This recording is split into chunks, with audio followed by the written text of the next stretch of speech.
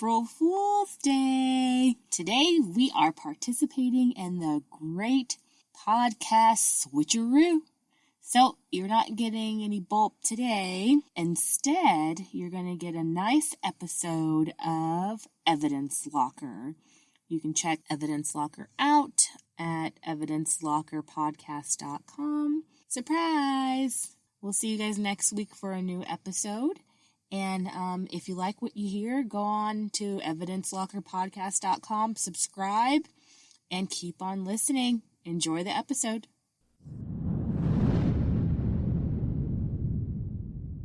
You are listening to The Evidence Locker. Our cases have been researched using open source and archive materials. It deals with true crimes and real people. Each episode is produced with the utmost respect to the victims, their families, and loved ones. It was a Saturday morning like any other in the Romand house in Prevesson-Moen, a town on the French-Swiss border. 7-year-old Caroline and her brother 5-year-old Antoine woke up to a quiet home. They snuck downstairs and snuggled up on the sofa to watch TV as they were waking up. Caroline turned the volume low, as she did not want to wake her parents. On the table was a box of Lego, wrapped and ready for their friend, Nina, whose party was later in the day. Caroline and Antoine had made birthday cards and were looking forward to the celebration. It wasn't long before their father, Jean-Claude, joined them. He made them some Cocoa Pops for breakfast and put a video in the VCR before snuggling onto the couch between them. They laughed and giggled as they watched the 3 little pigs for what must have been the 100th time. This was the perfect way to spend a lazy Saturday morning. The only person missing was their mom, Florence. Jean-Claude had told his kids that she was sleeping and that they shouldn't be too loud, as he did not want to disturb her. What they didn't know was that their mother was not asleep at all. Florence Romand had been bludgeoned to death in the early morning hours of the cold January night, and before the day was out, both Caroline and Antoine would be dead as well.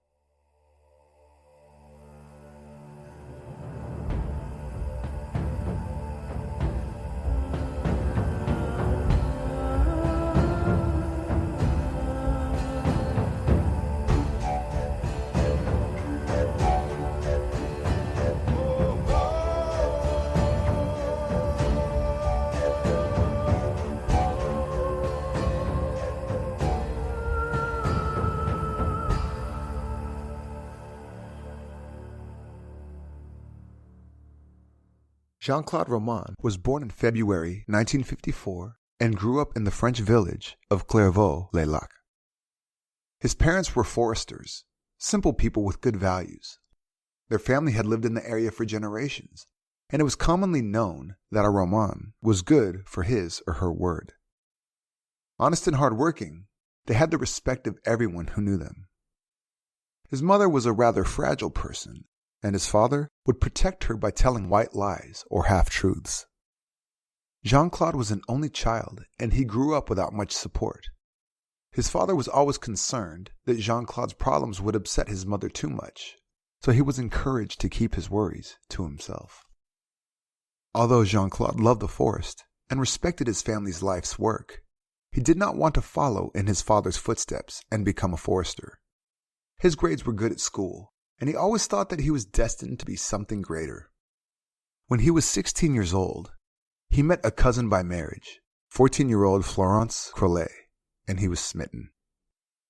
At family gatherings, he would follow her around like a lovesick puppy. She wasn't much interested in him, but tolerated his attention. At his local school, Jean-Claude was known to be an intelligent, hard-working student who was always at the top of his class. But when he started high school at Lycée du Parc in Lyon, he was hovering somewhere in the middle. He wasn't anything special, and he had to work much harder to achieve anything. He could not handle the pressure and dropped out at the age of 17. His parents were happy to take him back into their home again. Jean-Claude studied via correspondence and spent most of that year cooped up inside his parental home. He did, however, manage to qualify to enter university. When he heard that Florence was heading to Lyon to study medicine, he enrolled too. His parents were surprised that he did not want to carry on the family tradition of forestry, but proud of him and supported his choice. Aimé and Anne-Marie Romand bought him a studio apartment and also supported him financially during this time, so that he didn't have to take a part-time job. His parents wanted him to focus on his studies instead. Jean-Claude latched onto Florence and became a part of her extended circle of friends. They weren't in a relationship at this point, as Florence wasn't too keen on him. Most of Florence's friends were medical students too, and they had an active social life and supported each other whenever necessary. One of Florence's closest friends, a young man from a long line of doctors called Luc l'Admiral, took the shy and somewhat awkward country boy Jean-Claude under his wing. Luc knew that Jean-Claude was in love with Florence and did what he could to put in a good word for him. Eventually, Jean-Claude's patience paid off when on the 1st of May, 1975, he told Florence that he loved her. Florence's heart melted, and she gave in to him. Their friendship transitioned into a relationship, but it didn't take long before Florence needed a break. She told him they should cool things down, and that she wanted to focus on her studies. But it was clearly an excuse, the old, "it's not you, it's me" excuse, to let him down easy. Florence's social life was as vibrant as ever, and Jean-Claude had come to terms with the fact that he had blown the chance he had with her. It was coming up to the end of his second year studying medicine, and Jean-Claude only had one exam left to sit. His results had been good all year, and he was on track to pass. But on the day of his exam, Jean-Claude never showed up. He would later say that he overslept, and when he saw the time on his alarm clock, realized he would not make it to the exam hall on time. He never told any of his friends about missing the exam. He was embarrassed that he could have made such a simple mistake. But instead of rescheduling, or at least discussing his options with his lecturer, he did nothing. His inaction in this situation became the catalyst for how he would live the rest of his life. Instead of fessing up, Jean-Claude waited for results to be posted, then lied to his friends and his parents and said that he had passed the exam. There was no reason for them not to believe him. He had never failed, so why would he now? Realizing what he had done, Jean-Claude became a hermit and hardly left the studio apartment his parents had bought for him. He gained weight and began to look unkempt. His place was full of food wrappers and dirty dishes. He realized that he could come out with the truth at any point, but his friends and Florence would probably have thought that he was insane. He did not want to risk it. He was 22 years old and had no idea what the future held for him. Luc found Jean-Claude at his studio and was shocked to find him in such a state. He assumed that he was depressed after the breakup with Florence. Jean-Claude did not see a way out of this situation and made up an even bigger lie to win Luc's sympathy. He told Luc that he had been diagnosed with cancer. He carefully chose the kind of cancer too, a lymphoma, a disease with an uncertain outcome. It is not necessarily fatal, but still serious. The fake cancer was the perfect scapegoat. Not only would Jean-Claude receive sympathy and compassion from everyone who knew him, but if his lie was ever to be exposed, he would use the cancer as an excuse. He would blame his lie about failing to show up to the exam on the shock of being diagnosed. It wasn't long after that Jean-Claude conveniently declared that he was in remission. The cancer would become his best ally in a lifetime of lies. He would take the cancer card off the shelf, dust it off, and play it whenever it was needed. He lived the role of someone with a ticking time bomb inside, and people admired his quiet bravery. Jean-Claude was so entangled in a lie he came up with that he took all kinds of measures to ensure he could continue living the life of a medical student. The university allowed him to re-register for his second-year course, which meant he obtained registration papers and a student card. So, for all anyone else knew, he was still on track to graduate. Jean-Claude Romand continued doing this for the following 12 years. He kept re-enrolling for second-year medical studies. Every year, over exam time, he obtained medical notes excusing him from regular duties. The note stated he had to stay home for a week or two, and it was signed by various medical practitioners. All the while, His friends were not aware of the fact that he never actually sat his exams.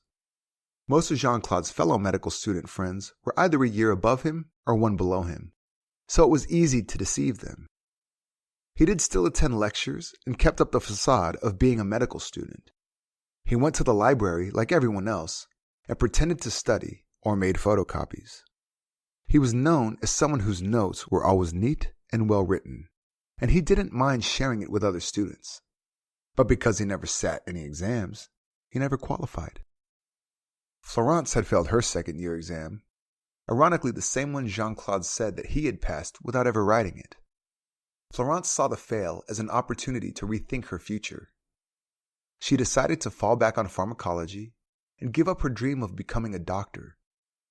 She also stepped back into her relationship with Jean-Claude.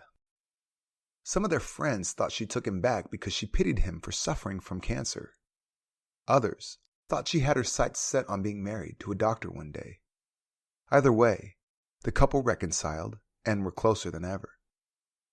The two of them often studied together for tests and exams. Exams Jean-Claude had no intention of ever sitting. Florence was committed to supporting her boyfriend in becoming a doctor and devoted many hours in helping him prepare for the bar exam. When it came to exam time, Jean-Claude had perfected a way of giving it the slip. Because of his quiet demeanor and unassuming personality, it was easy to sneak out of the exam halls unnoticed. Practical exams were carried out in various hospitals throughout Lyon, so he would simply say that he was at a different hospital to whoever questioned him about it. After he announced that he had passed his final exams and was a qualified medical doctor, he proposed to Florence. They married in 1980 at her parents' home in Annecy. Florence's family loved Jean-Claude like he was one of their own. They were happy that Florence had chosen a life partner whom they had known since childhood. The fact that he had such a bright future ahead of him was an added bonus. Florence seemed happy too. She qualified as a pharmacist, and now she was married to a doctor. Life was good. Soon after they were married, Jean-Claude had good news. He told Florence and his parents that he had been accepted as a researcher at INSERM, the National Institute of Health and Medical Research in Lyon. From there, it didn't take long before the World Health Organization became aware of him. According to Jean-Claude's fabrication, he was offered the position of research master at the World Health Organization's headquarters in Geneva. Back home in Clairvaux, he was the hero of his small hometown, a rags-to-riches success story, and people treated him like a god whenever he visited his parents. His mother had a poster of the WHO building on her wall with an X marking Jean-Claude's office window. With the new job in Geneva, Jean-Claude and Florence had to leave Lyon and move to Prevesson-Moën on the French side of the Swiss border. Their close college friend, Luc l'Admiral, had just taken over his father's medical practice in the same area, and there was a part-time job for Florence at a pharmacy. Her parents lived an hour's drive south, and Jean-Claude's parents an hour to the north. Prevesson was the perfect spot for them to start their life together. It was a 20-minute drive to Geneva, and many people lived on the French side of the border and worked in Switzerland due to the close proximity. Yet the two cities had distinctive characteristics. A well-known member of the community from Prevesson or Ferney could very easily blend into the anonymity of Geneva when they went to work every day. Jean-Claude was godfather to Luc and his wife Cécile's daughter Sophie. He absolutely adored her and doted on her. Other friends were encouraging Jean-Claude and Florence to start a family of their own. And the time was right. They were ready. Their daughter Caroline was born in May of 1985, and their son, Antoine, 2 years later, in February 1987. Jean-Claude was present when both of his children were born and felt that they were the most significant moments in his life. He loved being a father and was always thoughtful and patient with his kids. Jean-Claude wasn't the only one who spoiled the kids. His fictional colleagues who supposedly worked with him at the WHO never forgot either of his children's birthdays. Every year the kids would receive gifts from Jean-Claude's bosses. Florence, who had never met any of his work colleagues, wrote thank you notes which Jean-Claude promised to pass on. Jean-Claude was a reliable, loving, trustworthy, good husband who took photos of every event, big or small. He called his wife Flo, his daughter Caro, and his son Tito. He was animated and playful at home. They had friends and were close to both Florence's parents and to his own. Jean-Claude stayed in daily contact with his parents and went so far as to say that he had turned down a job offer in the U.S. because he wanted to stay close to them. Florence and the kids never wanted for anything, and Jean-Claude himself would arrange family holidays and other gatherings that would be normal for a family of their social standing. It was always on the modest side, so no one ever felt he was being a show-off or flashy. He seemed like a good, grounded family man who provided well for his loved ones. Jean-Claude was very much considered as a head-in-the-clouds intellectual. He did not like to talk about his work and kept his family and supposed work life in two separate compartments. He would only ever give a short answer if asked about his work, but people simply felt he was being discreet. People knew he didn't like talking about work, so they did not ask him about it. Whenever Jean-Claude did talk about work to his friends, he would ask them not to repeat what he had told them to anyone. The nature of his research was so confidential, and he was not really at liberty to speak about it. Well, so he said. He also did not give out his work number to family or friends. If Florence ever needed to reach him during the day, she would send a message to his beeper, using a number from 1 to 10 to indicate the urgency. Jean-Claude would always call her if she tried to reach him, so she never questioned why he didn't give her a work number. But Jean-Claude could not give her a work number because he did not have a job. He wasn't a qualified medical researcher, and nobody at the WHO knew him as a colleague. Every morning, Jean-Claude Romand dropped his wife at the pharmacy where she worked part-time, and then he took Caroline and Antoine to school. The other parents knew him as a loving father who always stayed on the school grounds for a chat. Like so many other professionals living in Brevesson, Jean-Claude would drive into Geneva across the border in Switzerland, where the WHO's headquarters were. He passed customs every morning like other commuters, said his hellos, and appeared like any other middle-aged man going to work. He would park in the general parking lot of the WHO building and gain access to the building as a day visitor. He would use all of their free information services and facilities. If there was banking to be done, he used the bank at the WHO building. He booked family holidays at the travel agency, used the post office to post any correspondence. If he found any documents bearing the WHO letterhead, he would take them and leave them strewn in the trunk of his car.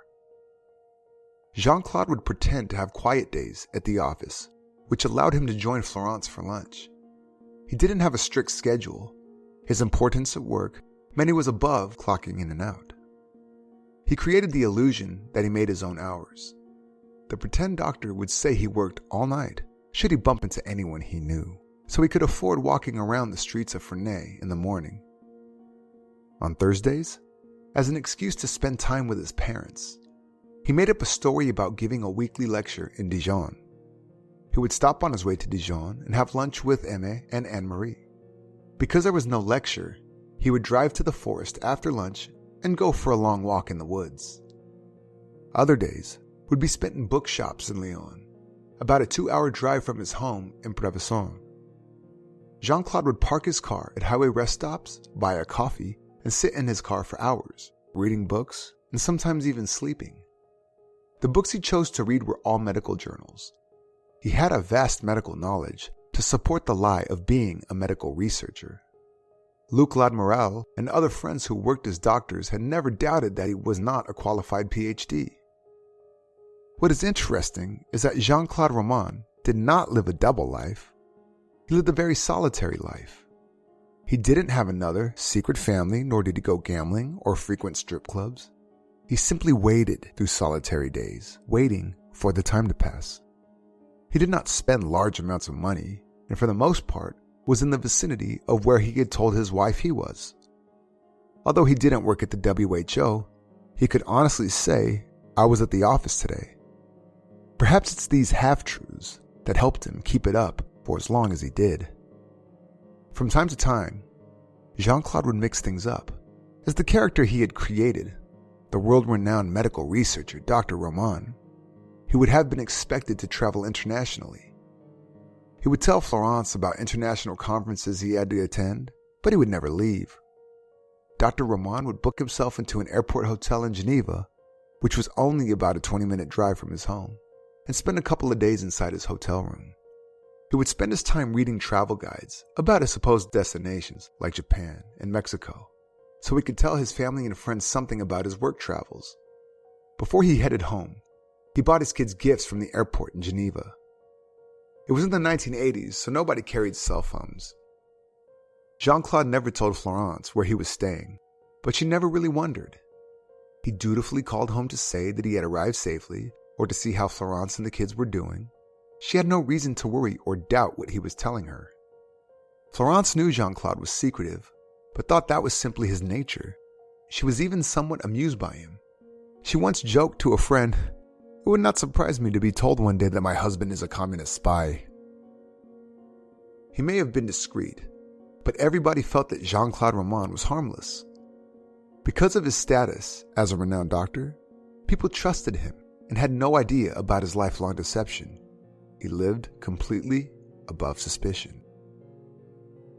The biggest question surrounding the fake life Jean-Claude Romand had constructed is, how was he able to provide for his family if he did not have a job?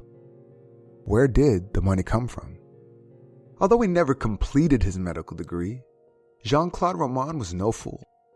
But he was no saint either.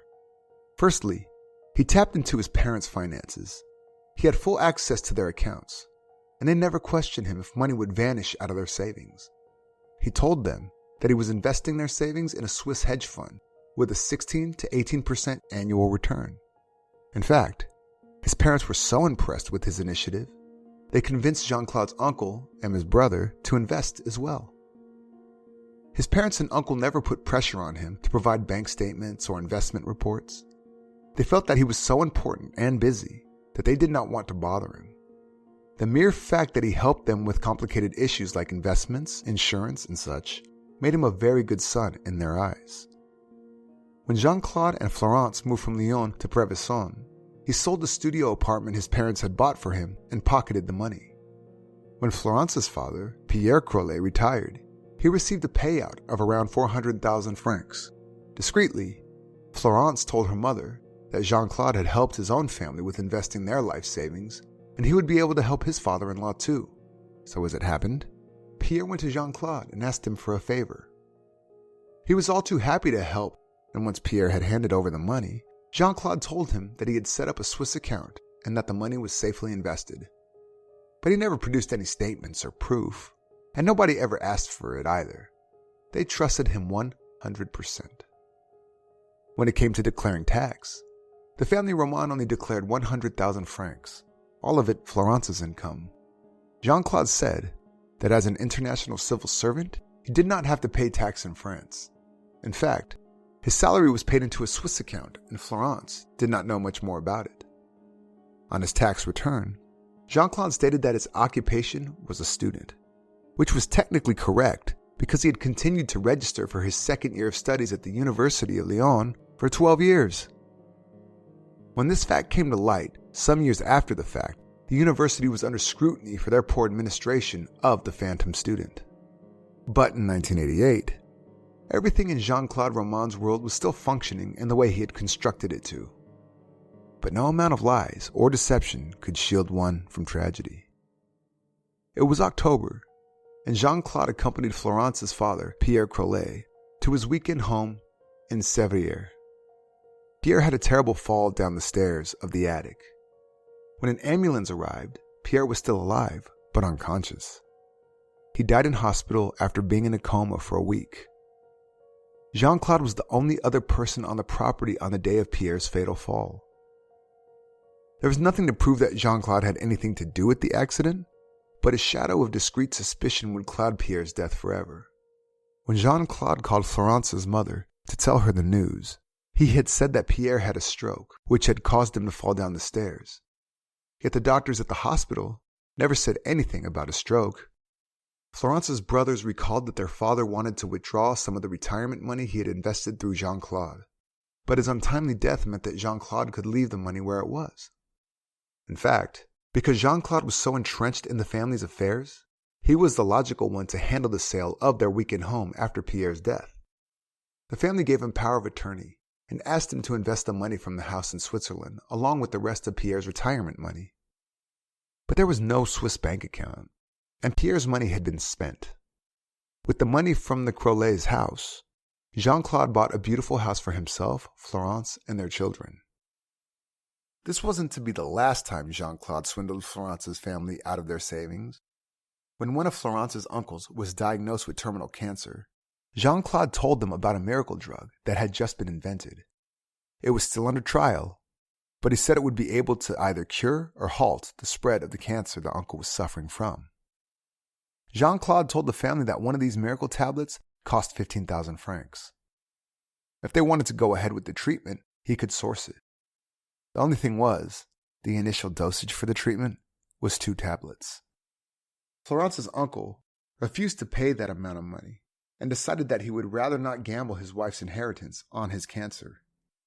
His wife and other family members were desperate and persuaded him to give it a go, and in the end, he paid for 2 rounds of medication supplied by Jean-Claude for 60,000 francs. Jean-Claude cleverly covered his own back by telling the family that because the medication was still in trial phase, it was not a definite cure. He provided placebo tablets to the uncle. The uncle died a year later. Between the late 1980s and early 90s, Jean-Claude Romand had swindled 3 million francs, equivalent to 450,000 euros, from his closest family and friends. Luc introduced his neighbors to his friends, Remy and Corinne Horton. Corinne was flirtatious, and there were rumors about her having affairs behind her husband's back. Remy and Corinne eventually split up, and Corinne moved to Paris. Their circle of friends sided with Remy, but Florence Romand felt that it wasn't their prerogative to judge and kept in touch with Corinne after she had moved away. One time during a visit to Paris, Jean-Claude and Florence met up with Corinne for a dinner, and Jean-Claude could not get her out of his mind. A couple of weeks later, Corinne received a bunch of flowers from Jean-Claude, inviting her to meet him for dinner, as he was in Paris for a conference. Of course, there was no conference. Jean-Claude had gone to Paris with the sole intention of seeing Corinne.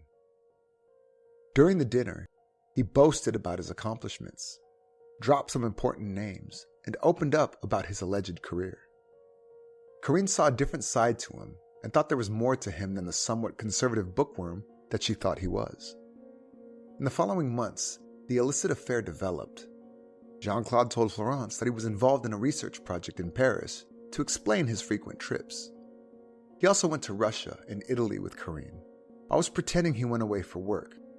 But his relationship with Corinne was quite tumultuous, and after a disastrous trip to Rome, Corinne called it off. When Jean-Claude returned from his trip, he could not hide the fact that he was depressed from Florence. She was concerned about his constant dark mood, and he had to come up with a story to appease her. So he told her that one of his bosses from work had died from cancer, and that upset him greatly. With his own latent cancer, he was fearing his own mortality. Florence understood and supported him through his dark days, completely unaware that Jean-Claude wasn't mourning a colleague's death, but rather the death of his affair with Corinne. Besides deceiving his wife about his mistress, he was also running out of money.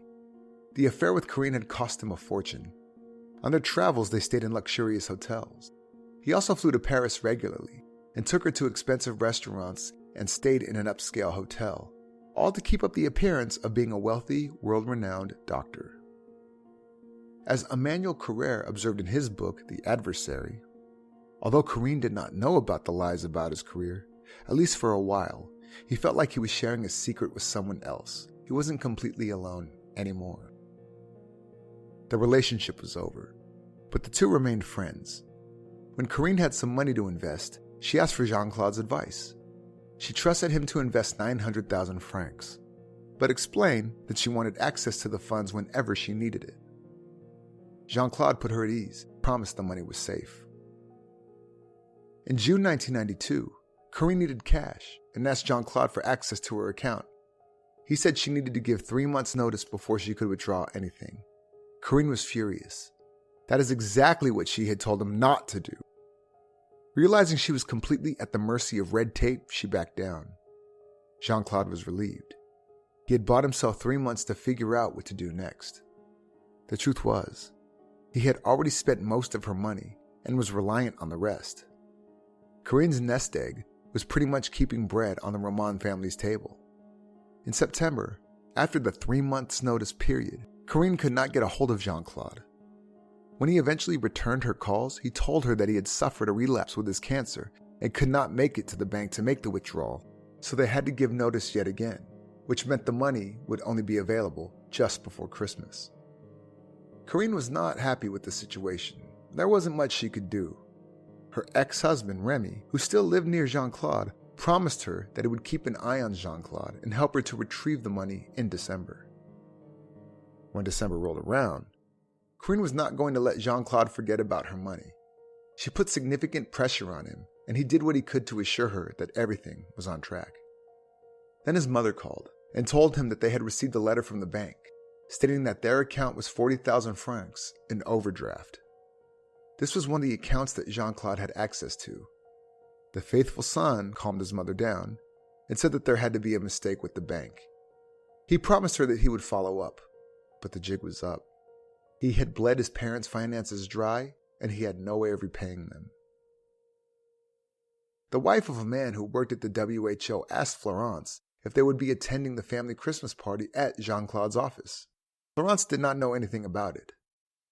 Whether she ever asked Jean-Claude about the party would forever remain behind closed doors of the ill-fated Romand home. The pressure was building. The thought of admitting the truth to Florence and his parents was unbearable, and the only way out was to end his life. As the festive season of 1992 ended, Jean-Claude Romand told his ex-mistress, Corinne Horton, that he had the money she had invested through him, and they arranged to meet. He said that the Minister of Health, Bernard Kouchner, had invited him to dinner at his home in Fontainebleau, an hour south of Paris. If Corinne would accompany him to the dinner, he implied that he would bring the money. Corinne agreed, and they set the date for Saturday, January 9th, 1993. Jean-Claude had set his plan in motion. But before he could meet Corinne, he had to take care of something else. The Friday night before the fake dinner at the health minister's home, Jean-Claude and Florence had a heated conversation. In a recount, Jean-Claude would later refer to it as a discussion, not a fight. He followed Florence into the bedroom, after which he was not sure what happened. But when he woke up the next morning, Florence was lying in a bed next to him, covered with blood. He saw a rolling pin and realized that she had been bludgeoned to death. Although he knew that he had done it, he could not remember the act of killing his wife. He went to the bathroom and mechanically washed the blood off of the rolling pin. When he went downstairs, Caroline and Antoine were already watching TV. They were quiet as they did not want to wake their parents on a Saturday morning. Jean-Claude went about the morning routine and served his children their last meal of cereal. Once the cartoon ended, he pretended to suddenly be concerned about the kids. He felt their foreheads and said that they were warm. Caroline had to follow him upstairs where he would check her temperature with a thermometer. He told Antoine to wait until he was called up. In Caroline's room, he told her to lie down on her bed. He covered her head with a pillow, pretending to play a game. As she laid waiting in amusement, her father took a .22-gauge rifle and shot her in the head. The pillow stifled the noise, so Antoine did not know what had happened. 7-year-old Caroline Romand died instantly. Next, it was her 5-year-old brother Antoine's turn. Jean-Claude followed the same routine as he had done with his daughter and told his son to hide under a pillow. Antoine lay down on his stomach and covered his head. A second shot cut through the morbid silence of the Romand family home. Florence, Caroline, and Antoine were all dead. But Jean-Claude was not done. He called his parents. He told them that he was coming over for lunch at 1:30. Then he hung up, had a shower, packed a bag for his night in Paris with Corinne, and left his once happy family home with the horrific scene behind him. When Jean-Claude arrived in Clairvaux, the table was already laid out for lunch. He ate with his parents, knowing that this would be their last meal. After lunch, he prompted his father to investigate a possible gas leak in his childhood room. The two men went upstairs, Jean-Claude with his rifle in hand. Theirs was a country home with guns, so it wouldn't be completely crazy for Jean-Claude to take a weapon upstairs. Perhaps he wanted to shoot at targets from his bedroom window. Neither Aimé nor Anne-Marie were alarmed by the weapon. Why would they have been? As father and son entered the bedroom, Aimé knelt down to the floor to look at the thermostat. Jean-Claude simply lifted his rifle and shot his father in the back. He then called his mother and said they needed help with the thermostat. Anne-Marie was shot as she was looking upon her only son, her pride, her joy. Confusion and the shock of betrayal were the last feelings Anne-Marie would ever experience. Hearing the gunshots, the family Labrador ran upstairs too, yelping as he went from Aimé's body to Anne-Marie's. Jean-Claude lifted the rifle again and killed the dog too. He would later say he killed the dog so he could join Caroline, his daughter, in paradise. She was very fond of him, and they would be happy to be reunited in eternity. Jean-Claude covered his parents and their dogs' bodies with blankets and started the 4-hour car trip to Paris in order to pick up Corinne. She was the last person on his list. He knew she would meet him because she was concerned about her money. Jean-Claude picked her up and set out to drive to Fontainebleau. Once in the forested area, he pretended to be lost. They drove around in circles for a long time. Then he pulled the car over and said that the directions were in the trunk. When he didn't return to the car, Corinne got out and asked him what was taking so long. Jean-Claude answered by spraying tear gas in her face and attempting to strangle her. Corinne put up a huge fight, and eventually Jean-Claude gave up. He crumbled, apologized, even blamed his cancer medication for causing his strange behavior. He drove her back to Paris, dropped her at home, and then set off south to Prévesson, where the bodies of his wife and children were still waiting, undiscovered. Corinne did not get her money from Jean-Claude and was in shock after he attacked her. He called her and somehow convinced her not to tell anyone what had happened. Corinne was desperate to have her money back and promised that she would keep the incident to herself as long as he would see to it that her 900,000 francs were returned to her. Jean-Claude spent the night watching television, skipping channels and recording on the VCR as he did so. This showed the erratic actions of his last moments, before pouring petrol all over the house and taking a handful of expired sleeping pills. He patted himself into a room by closing the internal doors and jamming clothes below the opening to the floor to prevent the fire from spreading. As the fire came closer, he went to a window and opened it. That is when emergency services saw him and rushed to his aid. Jean-Claude was transported to a hospital in Geneva, where he was placed in an induced coma to recover from his injuries. Family and friends were in total shock and quietly hoped that Jean-Claude would not recover, as they could not imagine his despair when he learned that his whole family had perished. His uncle was tasked with the grim job of informing Jean-Claude's parents of the incident. When he arrived at Aimé and Anne-Marie's home in the Jura, a scene of horror awaited him. Back at the Romand home in Prévesson, investigators examined the scene of the fire. The house was situated in a beautiful area, and the horror of what was inside the house was at odds with the tranquil surrounds.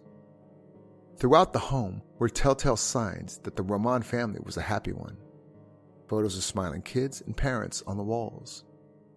One of the first responders remembered seeing a card that one of the children had made for Jean-Claude with the words, "Daddy, I love you." On the table, half-eaten bowls of Cocoa Puffs were still laid out. It did not take investigators long to figure out that the fire was deliberately lit. They found 2 empty jerry cans and evidence of accelerant.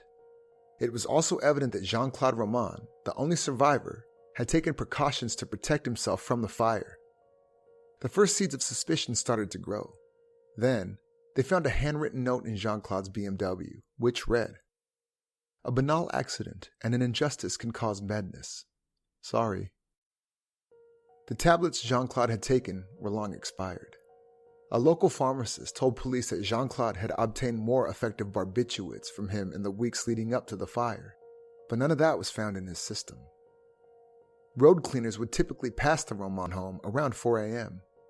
The fact that Jean-Claude had set the fire only moments before indicated that he had orchestrated his own inevitable rescue. The post-mortem examinations on Florence and the children confirmed law enforcement's greatest concerns. The family did not die as a result of the fire. They had been murdered. Florence had received 4 blows to the back of her head and 1 to the side. Her cause of death was skull fracture. As for Caroline and Antoine, traces of small-caliber bullets were sent to ballistics experts to compare to bullets found in the bodies of Jean-Claude's parents. It was a match. The same rifle that was used to kill Aimé and Anne-Marie Romand was used in the murder of their grandchildren. With his wife, children, and parents murdered, suspicion fell on the only survivor, Dr. Jean-Claude Romand. 3 days after he was rescued from his burning home, the hospital released a statement that he would survive. Police wanted to learn more about Jean-Claude and Florence and their family, but soon they realized that none of Jean-Claude's friends or family knew any specific details about his life outside of the family. That is when they came across his ex, Corinne Horton, who told them about the attack on her in the forest of Fontainebleau. French police asked Swiss police to follow up on Romand's professional background, found that he did not work at the WHO. When they contacted ANSERM, they found the same answer. There was no Dr. Romand associated with them either. In fact, Jean-Claude was not a registered doctor in France or in Switzerland. When he regained consciousness, Jean-Claude refused to talk to police. It was initially believed that he was too traumatized to speak. When he did eventually open up, he denied any involvement in the murders. He told the story of an intruder and painted a picture of himself, a victim of a senseless crime, unable to protect his family from the brutal onslaught. Police simply heard Jean-Claude out, let him speak until he became tangled up in his own lies. Investigators then presented him with all the evidence against him. It was over. They knew about his fraudulent claims about being a doctor, about the embezzlement, and ultimately, the murders of his family. Jean-Claude broke down and confessed to everything. He was taken in for psychological evaluation, in which he was found to be a pathological and malignant narcissist. He was able to maintain constant relationships in his life and stuck to the same life for many years. In a way, he almost convinced himself that he was the world-renowned Dr. Romand, and not a college dropout who stole money from his parents and friends in order to support his family. At his trial, Jean-Claude Romand stated that he had lied just to see some joy in others. His parents and Florence were happy that he was successful, and for all the recognition he claimed he had received. In the course of the trial, he collapsed on the stand, to the point that court sessions had to be postponed. When asked about his dog on the witness stand, he convulsed and made a strange sound before throwing his body onto the floor. On that day, Jean-Claude had to be removed from court. It was the first time since the deaths of his family that he had shown this level of emotion. In the end, Jean-Claude Romand was given a sentence of life imprisonment with possibility of parole after 22 years. When incarcerated in 1996, he was all but forgotten. His son, Antoine's kindergarten teacher, reached out to him, and a brief love affair eventuated. This is something that the woman tried to deny at first, but the story was confirmed by prison guards, and she ended the relationship. Jean-Claude Romand has been eligible for parole since 2015 and has applied for it as recently as September of 2018. The court is yet to make a decision. Although he has been a model prisoner, judges are concerned about his ability to manipulate and are not convinced that he is fit to function in society without posing a danger to those around him. Today, in prison in Saint-Mer, he advises prisoners on medical issues. Although he never qualified as a doctor, his years of studying journals and procedures gave him a good understanding of the field. He admits that his whole life was a lie, but the emotion of his family life was all true. He did love them. He loved them so much he could not let them live through the shock and humiliation of who he really was and all the money that he had stolen. In an interview with a psychologist, he admitted, "I killed everything I love, but I am finally me." If you'd like to read more about this case, have a look at the resources used for this episode in the show notes. We can also recommend the feature film L'Adversaire, based on Emmanuel Carrère's book by the same name. Visit and like our Facebook page at facebook.com/Evidence Locker Podcast to see more about today's case. If you like our podcast, please subscribe in Apple Podcast or Stitcher or wherever you get your podcasts. We would also appreciate if you could review the episodes, as it gives us some street cred in the world of podcasting.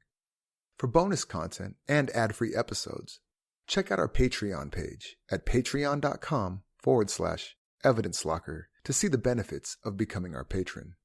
Support tiers start from only $2 per month. This was the Evidence Locker.